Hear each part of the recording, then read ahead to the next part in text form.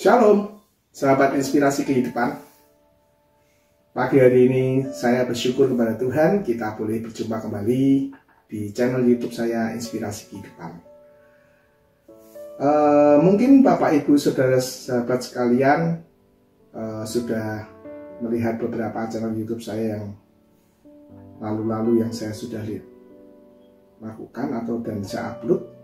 Tapi mungkin belum mengenal saya karena saya belum pernah memperkenalkan diri saya. Pada kesempatan ini saya akan memperkenalkan diri saya terlebih dahulu supaya kita saling mengenal, dan ketika Bapak Ibu Saudara sahabat semua melihat channel YouTube Inspirasi Kehidupan ini, mengenal saya, minimal tahu nama saya. Saya bernama Lim Arif Daryono, tetapi saya sering disapa dengan nama Silas Gesun. Saya seorang hamba Tuhan yang melayani di JKI TVGC Semarang sebagai pendeta muda.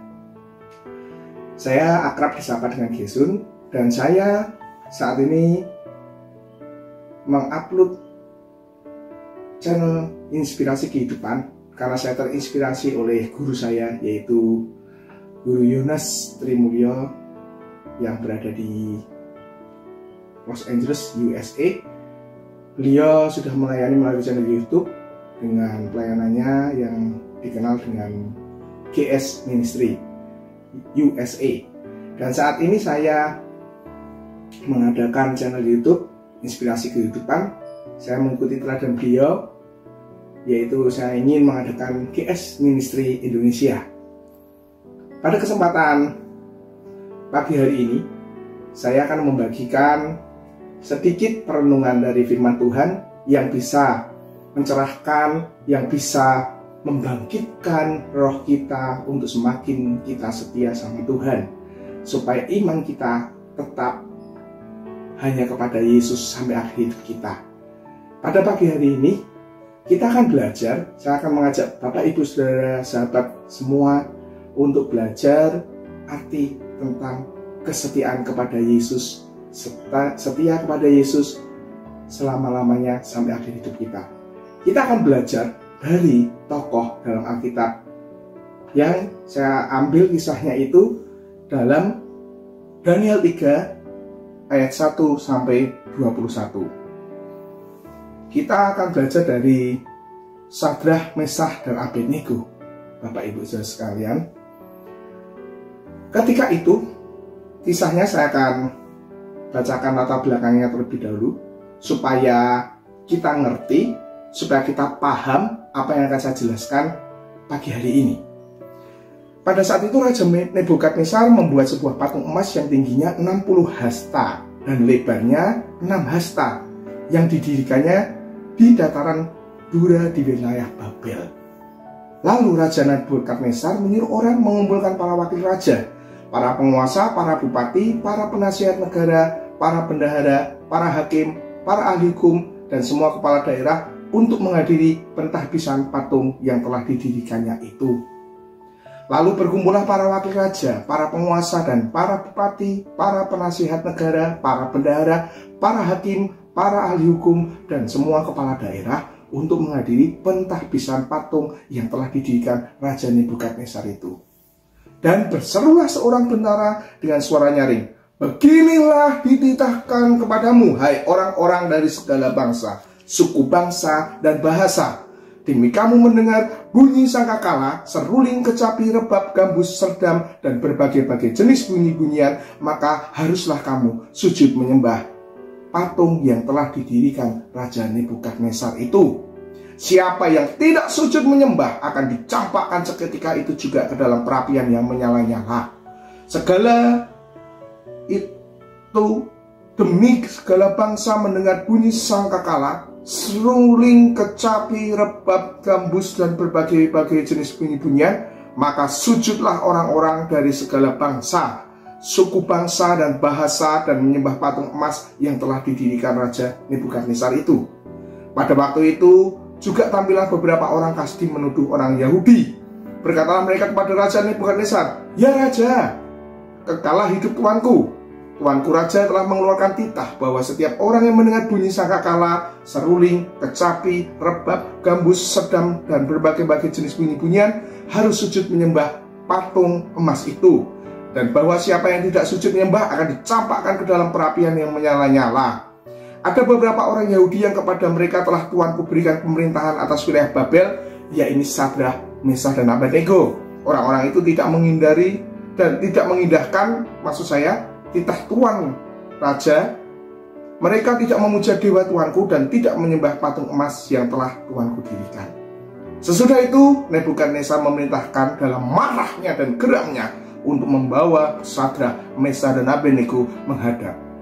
Setelah orang-orang itu dibawa menghadap raja, berkatalah Nebukadnezar kepada mereka, "Apakah benar, hai Sadrah, Mesah, dan Abednego, bahwa kamu tidak memuja dewaku dan tidak menyembah patung emas yang kudirikan itu?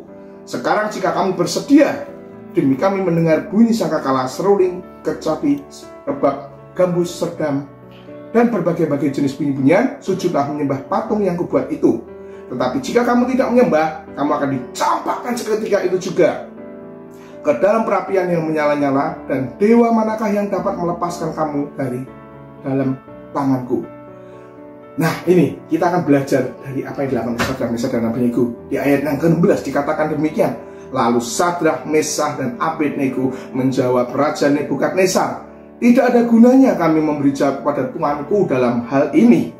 Jika Allah kami yang kami puja sanggup melepaskan kami, maka Ia akan melepaskan kami dari perapian yang menyala-nyala itu dan dari dalam tanganmu, ya Raja. Tetapi seandainya tidak, hendaklah Tuanku mengetahui, ya Raja, bahwa kami tidak akan memuja dewa Tuanku dan tidak akan menyembah patung emas yang Tuanku dirikan itu." Luar biasa Bapak Ibu sekalian. Dan akhirnya dari kisah ini, Sadrah, Mesah, dan Abednego membuat geram, marah Raja Nebukadnezar. Mereka dicampakkan dalam perapian. Dan luar biasa ajaib terjadi. Tuhan menyertai mereka. Yang dimasukkan dalam dapur perapian ada 3 orang, tetapi di dalam dapur perapian setelah mereka dicampakkan ada 4 orang. Dan Raja melihat tampaknya yang 1 orang itu seperti anak dewa. Dan ketika mereka dipanggil keluar oleh Raja Nebukadnezar, Sadrah, Mesah, dan Abednego, luar biasa, tidak ada bau hangus sama sekalipun. Tidak ada yang terbakar dari pakaian mereka. Bahkan ujung rambut mereka pun tidak terbakar. Wow, dahsyat. Tuhan membantu, Tuhan menolong, Tuhan menyelamatkan. Tetapi ingat, saya sangat bersuka cita dengan apa yang dikatakan oleh Sadrah, Mesah, dan Abednego. Jika Allah kami yang kami puja sanggup melepaskan kami, maka Ia akan melepaskan kami dari perapian yang menyala-nyala itu dan dari dalam tanganmu, ya Raja. Tetapi seandainya tidak, nih, di ayat 18 ini, kita belajar dari sini. Tetapi seandainya tidak, hendaklah Tuanku mengetahui, ya Raja, bahwa kami tidak akan memuja dewa Tuanku. Luar biasa. Dan kami hanya mau menyembah Allah kami saja. Seringkali kita temui dalam kehidupan ini, tidak kita sangkali banyak orang meninggalkan imannya kepada Yesus, beralih kepada yang lain. Karena apa? Demi keuangan, demi jabatan, demi segala sesuatunya mereka meninggalkan Tuhan. Mereka meninggalkan kesetiaan kepada Tuhan karena demi hal-hal yang fana, yang tidak kekal. Oleh sebab itu saya mengajak Bapak Ibu sahabat sekalian, ayo kita sekali percaya Yesus, setia kepadanya, mengikut Yesus, menyangkal diri, memikul salibnya, salib kita setiap hari, dan mengikut Yesus sampai kita kembali kepada Dia dalam kerajaannya di surga, dan kita bisa tinggal bersama dengan Dia. Amin. Bapak Ibu sekalian, pagi ini saya berharap melalui inspirasi kehidupan yang saya bagikan, ayo kita belajar setia. Sekali Yesus, tetap Yesus. Sekali kita percaya kepada Yesus, iman kita kepada Yesus, tetaplah hanya menyembah Yesus. Dan saya teringat ada sebuah pujian yang sangat bagus, yang memberkati saya, di mana pujian ini dengan berjudul Tetap Setia. Saya akan mengajak Bapak Ibu sekalian memujikan pujian ini. Setelah itu kita akan berdoa. Dan saya akan mendoakan Bapak Ibu, saudara sahabat sekalian. Dan terus kita setia kepada Tuhan. selidiki aku, lihat hatiku, apakah ku sungguh mengasihimu, Yesus, Kau yang Maha Tahu dan menilai hidupku. Tak ada yang tersembunyi bagimu. Telah kulihat kebaikanmu yang tak pernah habis di hidupku. Ku berjuang sampai akhirnya, dan Kau dapati aku tetap setia. Lagu ini mengingatkan kita, sekali Yesus, kita terus berjuang mempertahankan iman kita. Sekali Yesus, tetap Yesus sebagai Tuhan Juru Selamat kita. Dan biarkan Yesus yang menjadi Raja memerintah hidup kita. Dan hidup kita hari demi hari dipimpin oleh Roh Kudus. Amin. Puji Tuhan. Mari kita akan berdoa. Saya akan mendoakan Bapak Ibu sahabat sekalian dimanapun Anda berada. Biarlah inspirasi kehidupan ini terus memberkati Anda semua untuk terus bertumbuh bersama-sama, semakin hari semakin dewasa dalam Kristus dan berbuah hebat bagi Kristus. Bapa dalam surga, kami mengucap syukur untuk berkat-Mu pagi hari ini. Terima kasih untuk anugerah-Mu Tuhan. Kami mau belajar dari Sadrak, Mesak, dan Abednego yang mempertahankan imannya, kesetiaannya hanya kepada Yesus sampai akhir hidup mereka. Terima kasih Bapak, Engkau berkati semua orang yang mendengarkan channel Inspirasi Kehidupan ini. Biarlah mereka diberkati, biarlah mereka semakin takut akan Tuhan, semakin percaya kepada Tuhan, semakin setia kepada Tuhan sampai akhir hidup mereka. Sekali Yesus, tetap Yesus sebagai Tuhan dan Juru Selamat mereka. Terima kasih Tuhan, Engkau yang memberkati dan melindungi mereka semua. Tuhan yang menyinari mereka dengan wajah-Nya dan memberi mereka kasih karunia. Dan Tuhan sendiri yang memberikan sukacita dalam hidup mereka.